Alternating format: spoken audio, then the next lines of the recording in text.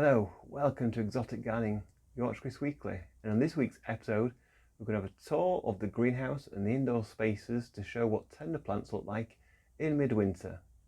So first off, by the window, so we've got the big front of the greenhouse garage conversion here, so we've got the big double glazed windows there.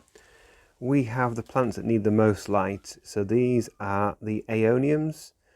And as it's midwinter, or the end of January, a lot of them have lost a lot of their colour. So they are pretty much pale imitations of themselves, basically. Because in summer, the sunlight is a lot stronger, and you get a lot stronger colours on the leaves. But some still have some decent coloration.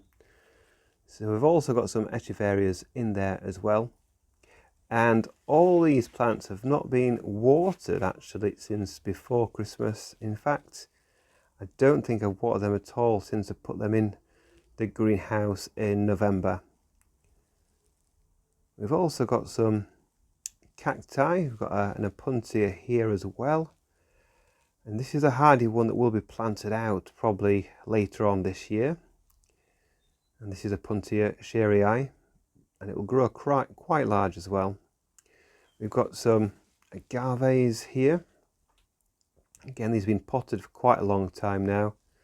I'll pot them up into larger pots as they grow larger. Some will eventually find their way into the garden. So you can see this this one here, this aeonium, the colours are pretty much faded. In summer, this will be deep reds, pinks, yellowish and green. So that is the first part of the greenhouse, and underneath this area there are some other plants as well. So we've got some more aeoniums down there. We've also got what is not fully tender, it's half hardy. We've got this Agave medio picta, which some people have had success growing outdoors, but I've not chanced it yet. And to be honest, with the winter we've had, I probably will never chance this one in the ground, as I've had it for a long time now, and it's just ticking along in the pot. There's a cacti down there as well. There's an aloe over here, which is doing fine in this pot, and it's actually grown much bigger since it was potted up into a large pot, and I think I'll go a size or two up this year as well to see it increase in size. That cacti in frame now is probably my oldest plant. I grew this from seed miles more than 20 years ago. It's about 25 years ago now, probably older actually, might be nearly 30 years. As a little boy I got some seeds and sowed them, and until recently this was actually at my old house, well, my mum's house. I've just got it back now, and we'll see how that goes. It's never been potted up. It's been the same compost for at least 25 years, so it could do with a refresh of compost, I think. Not all the plants in here are tender. I do have some hardy plants that I brought in. So these Trachycarpus in small pots, I just brought these in because I didn't want to really freeze. I didn't know if it was going to get -10 outside. So I brought them in after they've already seen -5, -6 outside, but I thought I'd bring them in just in case it stays that cold for a week or more. This Gemini sectus, got a couple of those planted out. This one was my sort of fail-safe in the greenhouse, just in case the ones outside perish, but luckily the ones outside are looking okay. Here in the bright pink pot, we've got quite a rare palm. This is Paragibea sunca. It's almost like a coconut palm, but much hardier. And this has grown pretty well now. As you can see, it is over 2 meters tall, including the pot. Nice green leaves. This saw -3, several -3s at the start of this winter. It might have seen -4 as well, but it didn't take any damage, thankfully. But then I brought it in because I knew it would not be happy with the temperatures we ended up with, which was down to -6.7. Just to let you know, the greenhouse right now on the Sunday evening is 10 degrees because it is mild outside, but the thermostat this year has been put down to 5 degrees, so everything has to cope with a low of 5 degrees, which is pushing it for some of these more tender plants. Here we've got some more aeoniums. Some have been attacked by caterpillars, and actually these are showing signs of needing to be watered as well, so I will actually give these a little water because they're dropping a few too many leaves for my liking. We've got a Lasiocarpa which has lost most of its leaves, and I think that's actually due to underwatering, so I do need to look at watering some of these plants. Not all of them can tolerate being bone dry for months at a time, but most on this side can because they are succulent plants. So we've got some more aeoniums up there. So this one here is Schwarzkopf, and this should be jet black in summer, but as you can see it's more reddy maroon coloured in winter. I've got a bird of paradise there that I've grown from a tiny little plant. I've done a video on how to sow these and germinate these. Got a jade plant here and more agaves on this bed, and aloes, including aloe polyphyllus here. So these are just on the sunny side of the greenhouse, kept at 5 degrees, and they're doing totally fine in this area. Just go down again. Here's a newer purchase, again just brought it in. This is the cross of Trachycarpus fortunii with Martianus. My Martianus outside in the garden is pretty much lost, I'll say 80-90% of its leaf colour because of the cold weather, so they're pretty much brown. But this cross hopefully should have a lot more hardiness, and this will be planted out later on this year. Lots of things in here that aren't just for growing plants. We've got lots of storage use in here as well. But above the storage we have my propagator, my Vitapod propagator.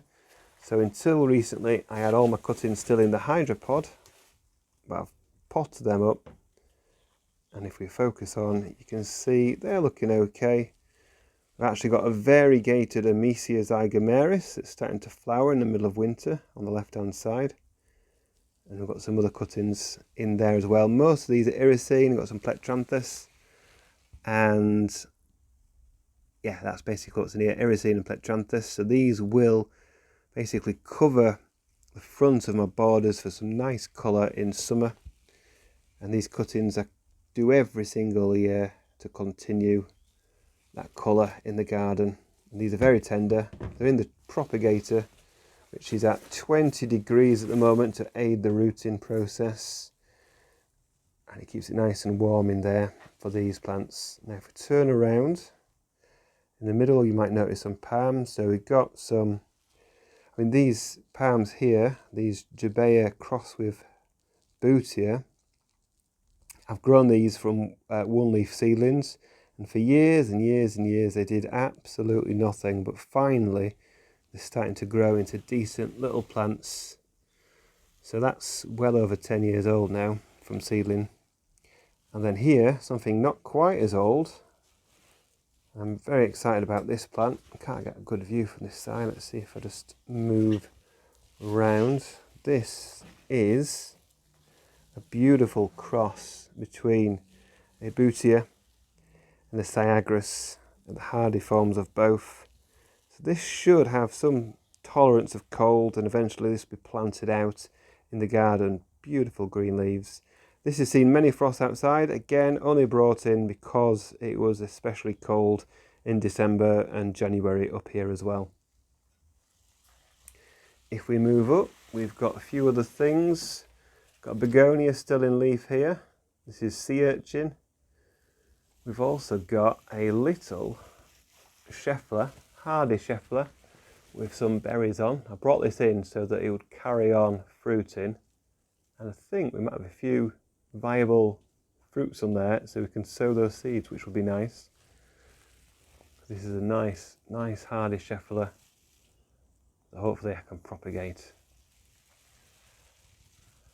This palm here I've had for absolutely ages, again probably over 10 years, and believe it or not, this should be the most silver white coloured palm you can grow in the UK, but there's no sign of it now. It was either missold or it's not going to show any silver until it's even older and maturer. This should be Briar Super Silver, which at the moment it's not looking like it is. So that's that one. Got some aloes there as well. Got this wonderful, wonderful plant here that's not hardy, but it's growing large now. Had this from a very small plant from somebody. It was given to me by somebody who's no longer with us, Don Vickers. A few of us have got these plants and they're growing pretty well. That needs a much bigger pot. One of the biggest plants I've got in the greenhouse. And then we'll go down here. We've got a couple more bootias, or jabutias, cross between jabea and bootia. So eventually they'll be planted out. Got a nice fuchsia here. More aeoniums down there as well.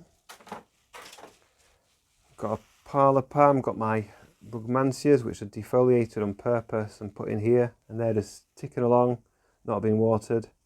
Couple of gingers down there as well that are more, well, they don't like the cold, so they've been brought in because they're very slow to get going if you leave them in the ground. So this is Verity, and hopefully that'll bulk up. It's been in the ground several years before, but it's very slow to get going, so I like to keep it potted now.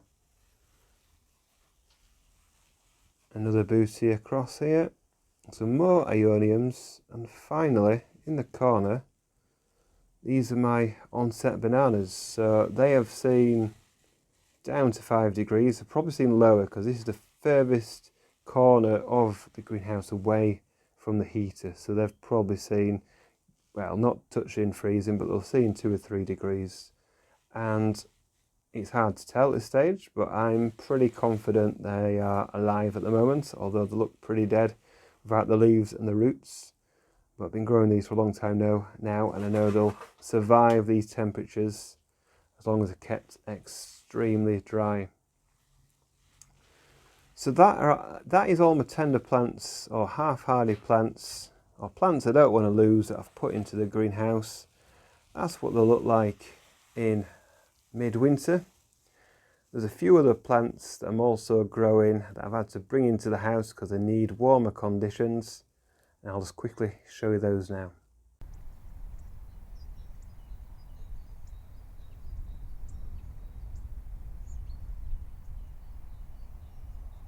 Thank you for watching this edition of Exotic Gardening. Join me next week where I'll be doing more in the garden.